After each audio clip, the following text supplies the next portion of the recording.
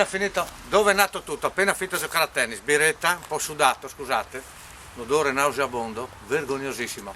Allora, mi vengono così, nascono così. Allora c'è questo maresciallo dei carabinieri che cosa fa? Va sull'autobus, divisa, va sull'autobus, arriva lì, biglietto, oblitera il biglietto e poi prende un altro, oblitera un altro biglietto. Il giorno dopo arriva lì, sempre maresciallo, oblitera l'altro biglietto e oblitera un altro biglietto. A un certo punto cosa succede? Uno vede che questo qua viene su da solo, gli dice: mi scusi maresciallo, mi dica, ma io vedo, faccio la tratta di strada con lei nell'auto, ma io vedo che lei, sì, oblitera 2 biglietti, ma è da solo, come mai? Perché io sono qui, devo dare l'esempio per l'Italia, per l'onestà, eccetera, e quindi cosa succede? Che io oblitero un biglietto, poi se arriva il controllore, mette che lo perdo, io ho l'altro biglietto. Complimenti, sa? Mi scusi se mi permetto, mi dica, ma se perde anche l'altro biglietto? No, no, ma io ho l'abbonamento,